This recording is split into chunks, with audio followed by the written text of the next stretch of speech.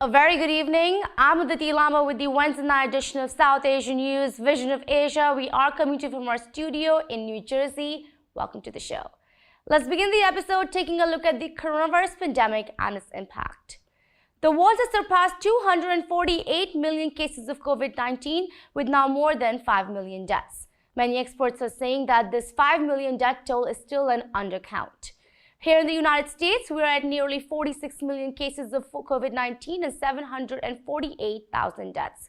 Today, the U.S. began administering Pfizer's COVID-19 vaccine to children ages 5 to 11, the latest group to become eligible for the shots that provide protection against the illness. It was yesterday recommended by the CDC for broad use in that age group, 4 days after authorization by the U.S. Food and Drug Administration. These shots are expected to be more widely accessible at pediatricians' offices, children's hospitals, and pharmacies next week. This vaccine has shown to be more than 90% effective at preventing symptomatic infection in children and also provides finally an avenue for more normal activities and maybe freedoms. Still, the question remains, will parents feel safe getting their young child vaccinated?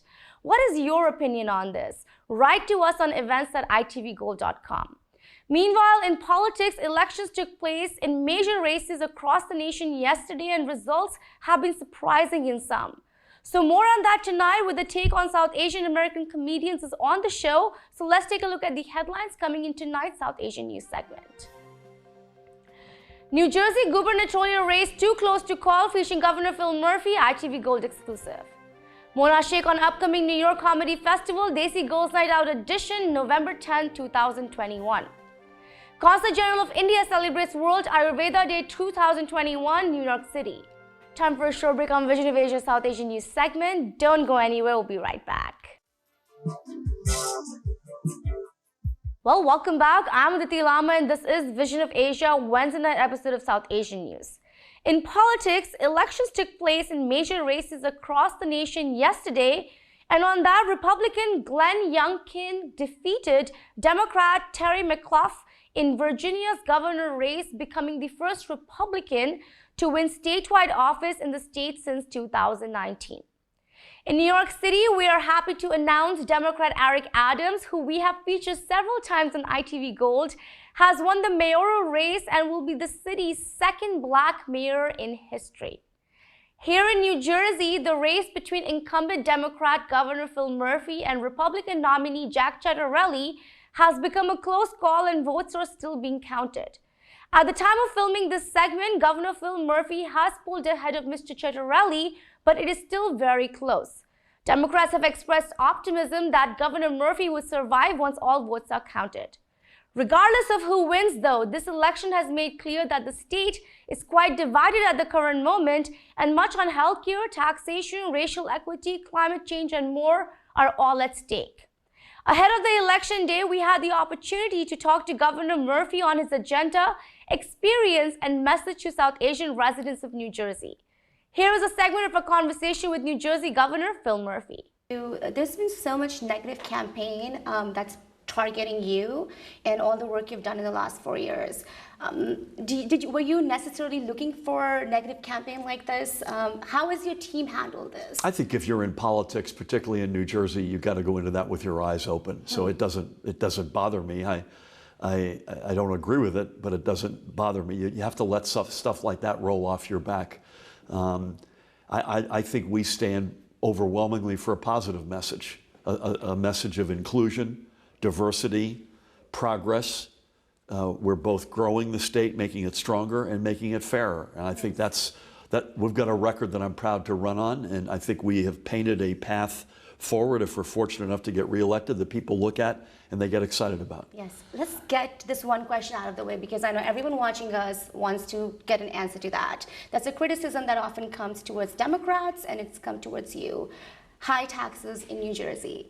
Could you clarify how are you looking at this entire situation and how would this be helping the middle class of New Jersey, the Sure. South Asian American communities of New Jersey in the coming next 4 years? You bet. How are you looking at that? So we inherited, when I became governor, an affordability mess in New Jersey. Yes. In every respect, not just property taxes, but the whole question of affordability.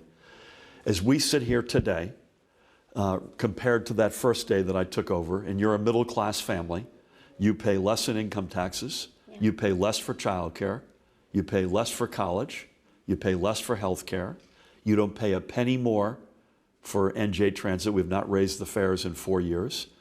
Our property tax crisis that we inherited, we've made significant progress. I think our first 4 years are among the lowest increases in the history of the state. I think if you look forward, we're going to see more progress. We want property taxes to go down. We want all those affordability metrics to get even stronger. And the big tax on the middle class was brought to the state by Donald Trump and the Republicans, and that is the cap on the state and local tax deduction. I'm going to fight tooth and nail until we get that lifted, and I'll do that until that day. Do you think 4 years is enough for it, Governor? 4 years going forward?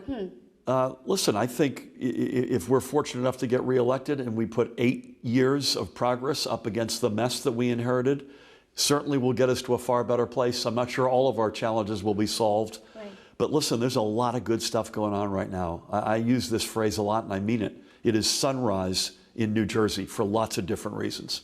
You know, in this case, I have to ask you something which is completely opposite of this. If I was to ask you what is your biggest regret in the last 4 years of being the governor, what would you say? Listen, I think in the COVID crisis, which has taken over 27,000 lives in New Jersey, it came out, President Trump, in an interview with an author, said that he knew a lot more about this virus earlier than they let on to the American public. It's not a regret. It's very simply, I wish they told us. We wouldn't have taken different steps, but we would have taken the same steps earlier, and there's no question lives would have been saved. That made me really angry. Yes, for sure. You know, now this brings me to vaccine mandates that we have talked about before on the show too. Your opponent is not clear about his take on vaccine mandates. Republicans in general across the country have not been clear on it. How are you tackling that issue with somebody that's completely against vaccine? Are you worried that New Jersey is going, could be led into a wrong way with vaccine awareness at least? Absolutely. Absolutely. My opponent sounds like he's running for governor of Texas, not New Jersey. We just today, as we sit here, we just crossed 6 million New Jerseyans fully vaccinated. We are among the most vaccinated states in America. We are the most vaccinated big state in America, and that's something we should be very proud of. As a result, we have the smallest percentage of ICU beds of people with COVID in the entire country. I think his stance on vaccines and masking is extremely irresponsible, and I frankly think it disqualifies him from the position. You got to make decisions, even if they're unpopular. And not all these decisions are popular, I promise you. You've got to make decisions based on science and data and facts. The last thing we need is somebody who puts their finger in the air and tries to see which way the political wind is blowing. You do that, you cost people health and lives. At the premises of the Indian consulate in New York City, Consul General Randhir Jaiswal addressed a panel stating that Ayurveda is a very dynamic science and is a system that has very strong spiritual dimension and is about introspection of the self. The event was celebrating 2021's World Ayurveda Day with a panel discussion on the topic Ayurveda in Everyday Life. World Ayurveda Day has been marked every year since 2019 and spreads awareness on the importance of Ayurveda in treatment and prevention.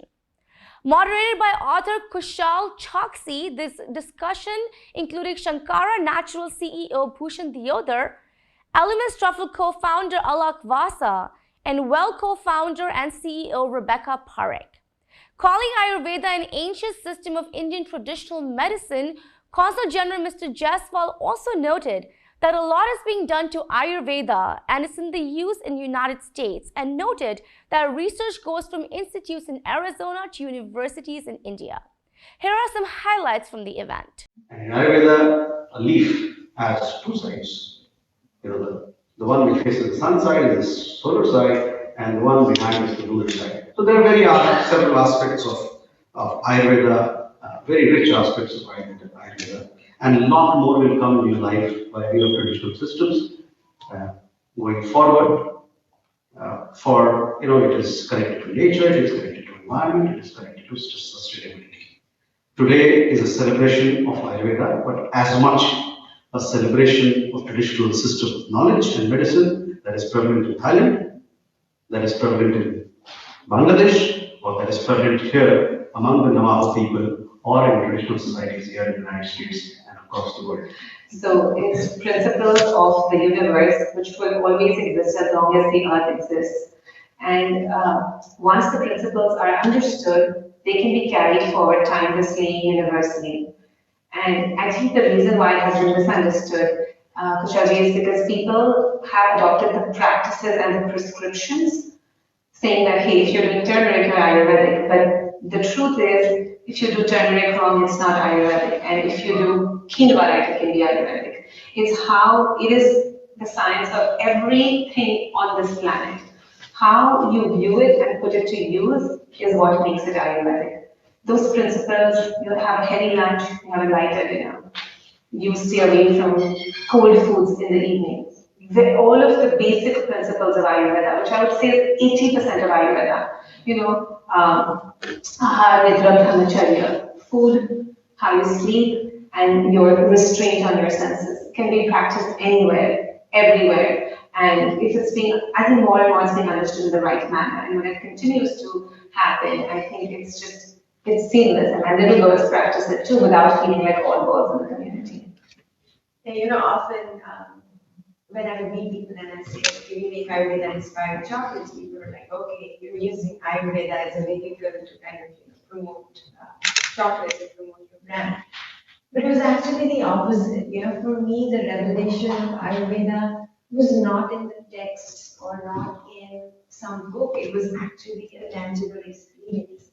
And it never, for me, categorized things as you cannot do this and you cannot do that. It actually said, listen to your body and do things based on what is happening inside of you.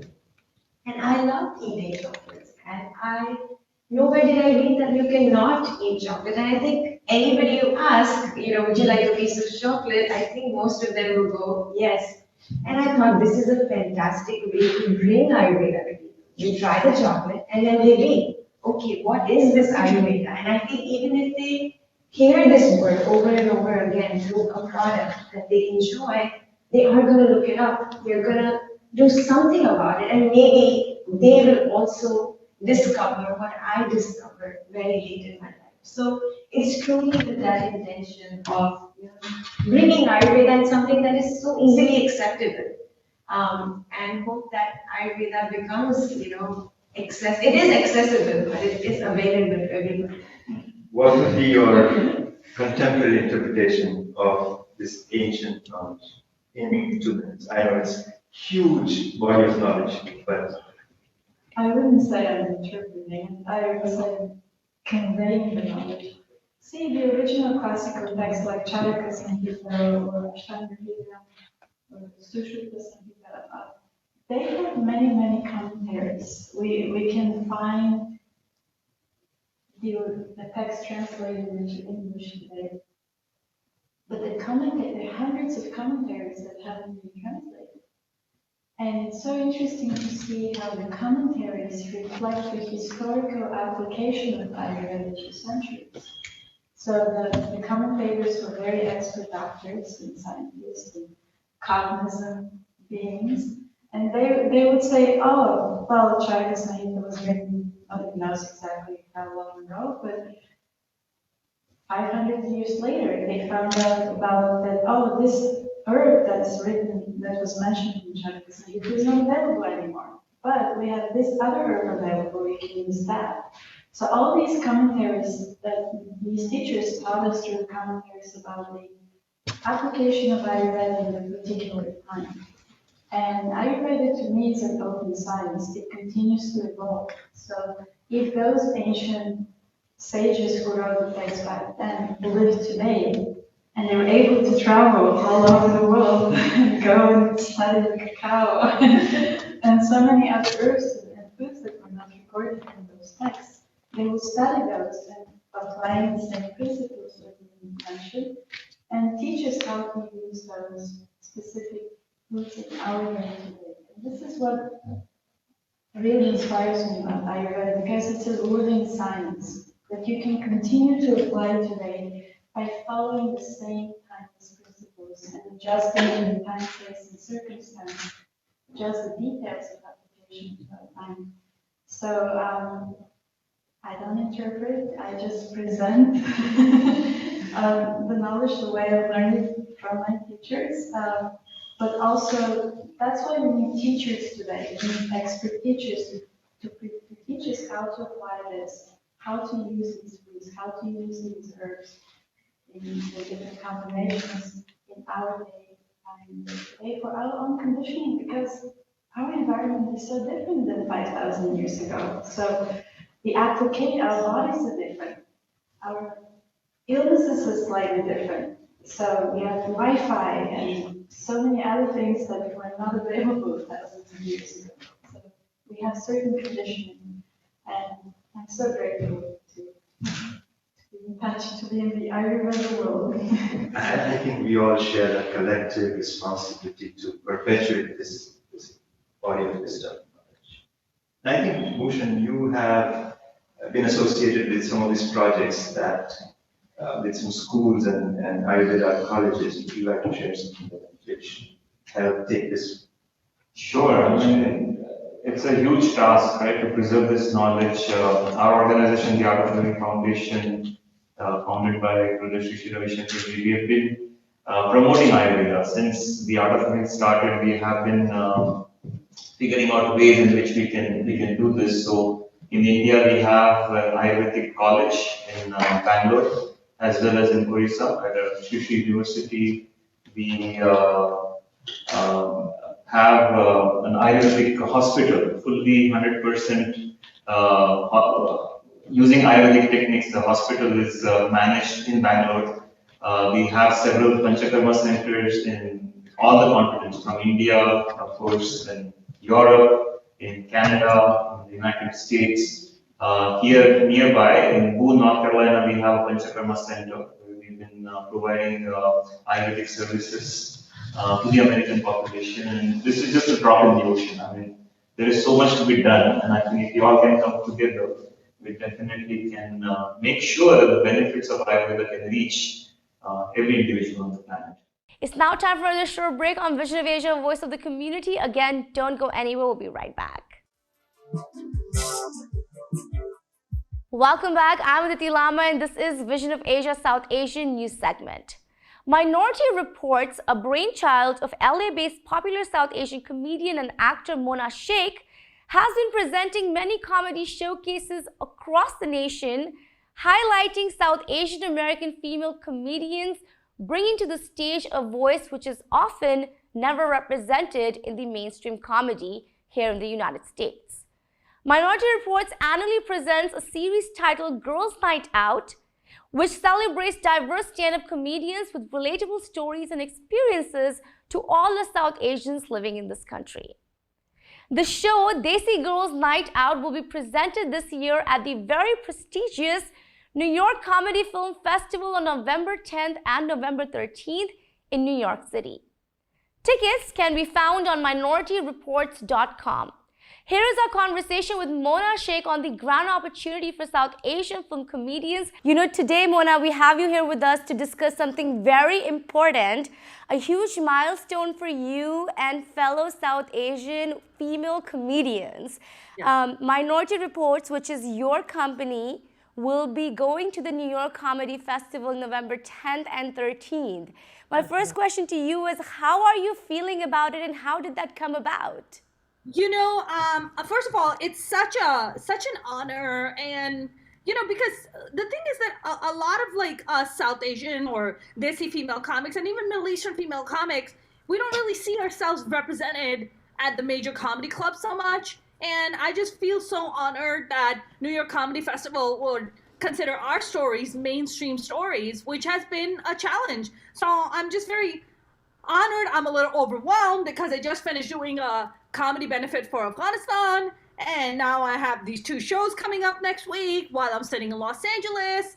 I have another article that came out in the Hollywood Reporter today about another documentary that I'm executive producing, and just how the Me Too culture hasn't really impacted the comedy culture at all, the comedy club culture especially. It's pretty much the same. It hasn't changed. So that article really focuses in on that because the documentary that I'm executive producing is talking about that as well. But my show, these shows that are coming up at the New York Comedy Festival on November 10th and November 13th are all Desi female comedians, including 2 Middle Eastern female comics, but it's all Desi from top to bottom. So we're making the word Desi mainstream. I'm very, very excited for doing that. Talk to us a little bit about the New York Comedy Festival. I feel that people don't know how grand of a platform it is for comedians in this country, especially comedians from diverse backgrounds. What do you have to say about that festival and its management and your communication with them?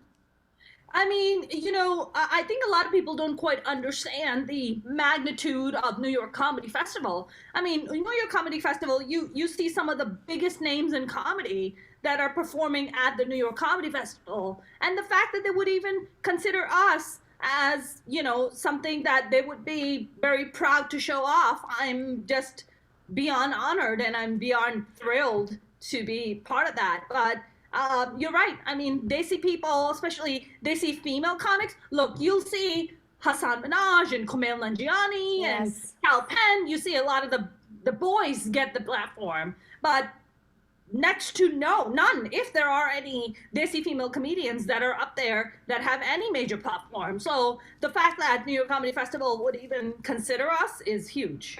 Why do you think that we're still exploring the space of Desi female comedians? Even now, you just mentioned some really big names, and they were all South Asian men.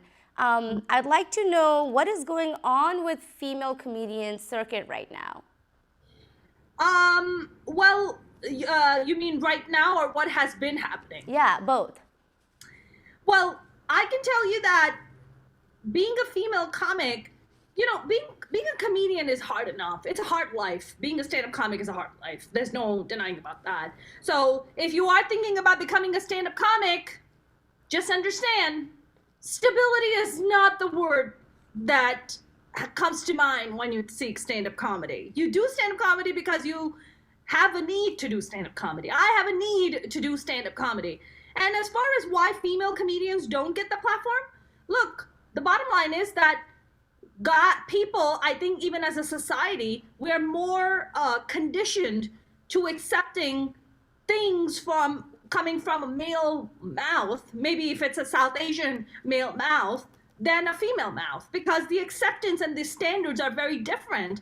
Like somehow that if you're a male comic, you can get up there and talk about pretty much everything. But for a female comic, we're kind of put in these boxes and this restriction that we can only talk about certain things. But the truth is that I'm a comic first and foremost. I'm not a female comic, I'm a comic, period. And I have the freedom and the ability to talk about pretty much any topic and go toe-to-toe with any male comic that's out there. Well, with this, we wrap up our show for the night. Please send us your suggestions and get your voices and organizations on our show. You can email us on events@itvgold.com or follow us on our Facebook handle, which is @itvgold. You can also subscribe to our YouTube channel for free access to many of our popular shows. Thank you for joining us tonight from Edison, New Jersey. This is Vision of Asia. I am Aditi Lamba. Take care and be well.